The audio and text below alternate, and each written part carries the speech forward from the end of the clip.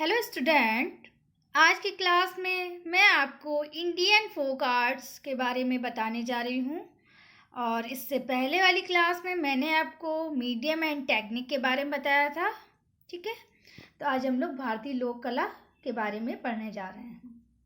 लोक कला folk arts को ही कहते हैं। ठीक है, तो सबसे पहले हम लोग इसके बारे में एक जानकारी प्राप्त करेंगे। ये जो एक साइड में पेंटिंग लगी हुई है, इसे नाथद्वारा पेंटिंग कहते हैं, पिछवाई भी कहा जाता है।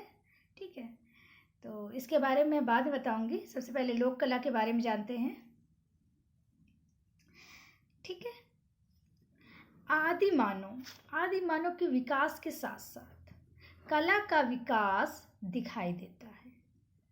ठीक है, अपने दैनिक क्रियाकलापों के पश्चात जो आदि मानव था, वो डेली के जो कार्य करता था, उसके पश्चात आदि मानव गुफाओं में विश्राम करता था, जहाँ उसने अपनी सुविधा के अनुसार व्यवस्था करने के लिए बर्तन, आभूषण, औजार, खिलौने आदि बनाना प्रारंभ किया। यहीं से कला का आरंभ भी दिखाई देने लगा। लोक कला का आरंभ कब और कहाँ से हुआ है, इसके संदर्भ में हम कुछ निश्चित बात नहीं कह सकते हैं, क्योंकि जो लोक कला रही है वो अलंकरण के द्वारा की जाती थी। ठीक है, लोक कला के माध्यम से हमें प्राचीन धर्म, सभ्यता, परंपरा, संस्कृति और उनके मूल स्रोतों का ज्ञान होता है। लोक कला का अधिक प्रचार ग्रामीण जनपदों, जो मतलब कि गांव रहे हैं प्राचीन, उनमें दिखाई देता है, किंतु नगरों की कला के विकास में भी इनका पूर्ण सहयोग रहा है।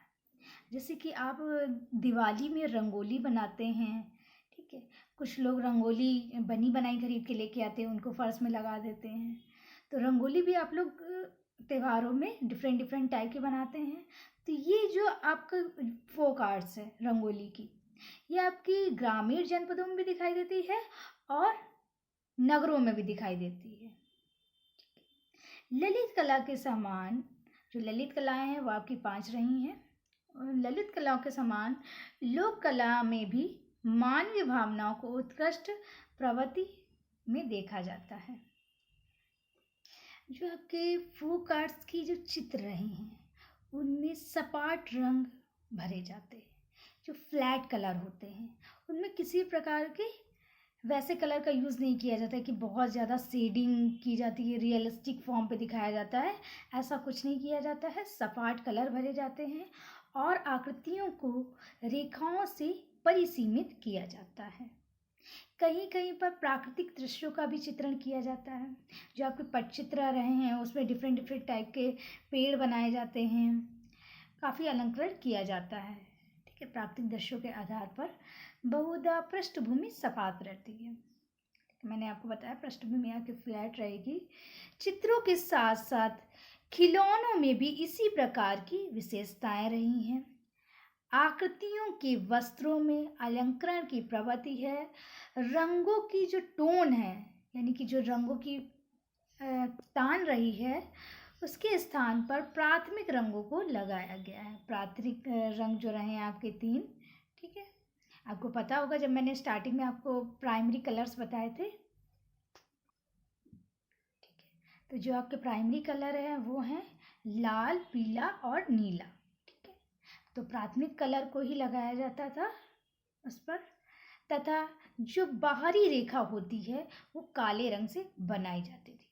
ये जो बाहरी रेखा रही है, ठीक है, ये आपकी काले रंग से बनाई जाती थी। इसके बाद मैं आपको जो फोक आर्ट्स हैं डिफरेंट डिफरेंट टाइप की, उनको दिखाने जा रही हूँ और उनके बारे में मैं कुछ बताऊंगी भी आपको, तो उसको ध्यान से आप लोग समझिएगा। ठीक है, तो सबसे पहले मैं आपको रंगोली के बारे में बताऊंगी। रंगोली कहाँ की लोक कला है और इसको किस टाइप से बनाया जाता है। ठीक है, ये रंगोली है। रंगोली आपकी महाराष्ट्र की लोक कला रही है। ठीक है, महाराष्ट्र की लोक कला रही है। ये मार्बल डस्ट के द्वारा बनाई गई है। कलरफुल डस्ट है। ठीक है, रंगोली आप किसी भी डस्ट पाउडर से बना सकते हैं। यहाँ पे तो मार्बल डस्ट का यूज़ हुआ है, इसको मैं बाद में बताऊँगी। थोड़ा सा इसके रंगोली के बारे में जान लेते हैं। रंगोली आपकी महाराष्ट्र की लोक कला रही है, परंतु अन्य राज्यों में भी उसका संबंध रहा है। रंगोली का बहुत अधिक मान्यता रही है। रंगोली जो है वो आपका विभिन्न उत्सवों में मनाई जाती है, इसलिए इसकी सर्वाधिक मान्यता रही है।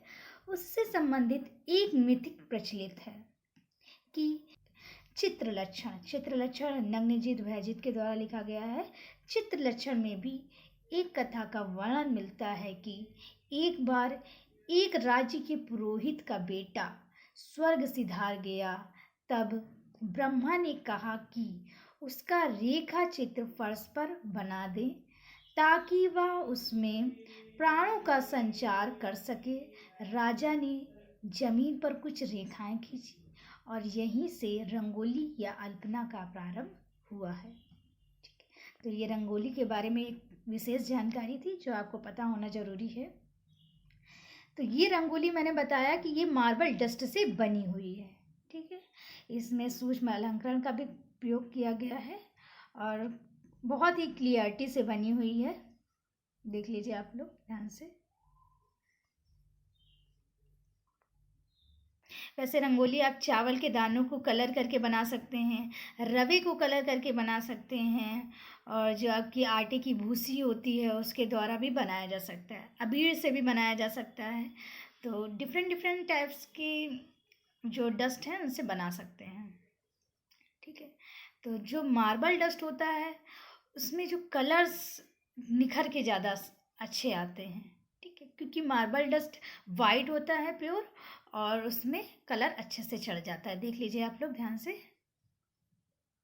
इसलिए जो मार्बल डस्ट है उससे रंगोली ज़्यादा अच्छी बनती है। वैसे तो आजकल मॉडर्न कल्चर है तो लोग बनी बनाई रंगोली भी ले आते हैं और उसको फर्श में लगा लेते हैं, परंतु जो रंगोली हम बनाते हैं उसको वो देखने में थोड़ी सी अलग होती है। इसके बाद मैं आपको मांडना के बारे में बताने जा रही हूँ। मांडना आपकी कहाँ की लोक कला रही है और इसका क्या इतिहास रहा है, इसके बारे में मैं आपको बताऊंगी। मांडना लोक कला। मांडना लोक कला आपके राजस्थान और मध्य प्रदेश दोनों में प्रसिद्ध रही है। ठीक है, एक बात ध्यान दीजिएगा, जो आपकी रंगोली हैं डिफरेंट टाइप की, ये थोड़ी सी मिलती जुलती हैं, बस अलग अलग प्रदेशों में जाने के कारण इनके नाम अलग अलग हो गए हैं। ठीक है, और वहाँ पे अधिक फेमस है। तो मांडना आपकी राजस्थान तथा मध्य प्रदेश के में रही है। मांडना के बारे में जानते हैं। रंगोली या फिर मांडना हमारी प्राचीन सभ्यता एवं सांस्कृतिक समृद्धि का प्रतीक है। इसलिए 64 कलाएं, जो आपकी 64 कलाएं हैं उसमें मांडना को भी स्थान प्राप्त हुआ है। उत्सव, पर्व तथा अनेक मांगलिक अवसरों पर मांडना से घर आंगन को खूबसूरती से अलंकृत किया गया है। मांडना के लिए मतलब कि मांडना को बनाया कैसा जाता है। ठीक है, मांडना के लिए खजूर अथवा बांस की लकड़ी से बने ब्रश प्रयुक्त किए जाते हैं। खजूर और बांस से बनी हुई लकड़ी के ब्रश।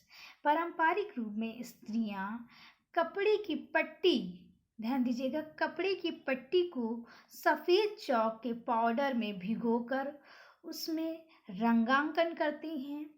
मांडना कला की रचना करते समय संपूर्ण ध्यान केंद्रित करना पड़ता है। अगर आप संपूर्ण ध्यान को केंद्रित नहीं करेंगे तो जो लिक्विड से आप बना रहे होंगे मांडना, तो वो फैल जाएगा। ठीक है, फैल जाएगा, फिर डिज़ाइनिंग नहीं आ पाएगी। तो हमें इसलिए ध्यान केंद्रित करना पड़ता है, क्योंकि यदि अगर गलती हो जाएगी सुधरना असंभव है। तो ये थी आपकी मांडना लोक कला। ठीक है, देख लीजिए आप लोग ध्यान से। इसके बाद मैं आपको अल्पना के बारे में बताने जा रही हूँ। अल्पना और मांडना और एपल जो लोक कला है ये आपकी सेम ही है, बस अलग अलग स्थानों पे जाने के कारण इनके नाम अलग अलग हैं। देखिएगा वो भी आप। तो ये आपकी जो अल्पना है ये बंगाल की लोक कला रही है, इसके बारे में जानते हैं। अल्पना गृह सज्जा की बहुत प्राचीन प्रथा रही है। मोहनजोदड़ो तथा हड़प्पा से इसकी एक प्रचलित परंपरा दिखाई देती है। कामसूत्र जो कि महर्षि वात्स्यायन के द्वारा लिखा गया है, एक प्राचीन ग्रंथ है जिसमें 64 कलाओं का वर्णन है। ध्यान दीजिएगा, जो महर्षि वात्स्यायन है उनका ग्रंथ है कामसूत्र, और ये प्राचीन ग्रंथ रहा है। इसमें 64 कलाओं का वर्णन मिलता है कामसूत्र में, जिसमें से अल्पना एक है। उस समय लोगों का विश्वास था कि अल्पना की रचना करने से घर, शहर अथवा गांव में धन समृद्धि की भरपूर्ति रहती है। तो ये थी अल्पना के बारे में एक विशेष जानकारी। अब मैं बताने जा रही हूँ कि जो अल्पना किस टाइप से बनाई जाती है। ठीक है, अल्पना का आलेखन मुख्य रूप से चावल के घोल से तैयार किया जाता है। इसके लिए पहले भीगे हुए चावल के घोल को तैयार किया जाता है, फिर स्त्रियां इसे उंगलियों के द्वारा डिज़ाइन तैयार करती हैं। ठीक है, तब ये इस टाइप से बनकर तैयार होता है। देख लीजिए। तो आज की क्लास में इतना ही। आज मैंने आपको रंगोली, मांडना और अल्पना लोक कला के बारे में बताया है, और इसके बाद भी मैं आपको काफ़ी सारी फोक आर्ट्स के बारे में बताने जा रही हूँ। ठीक है, थैंक यू स्टूडेंट।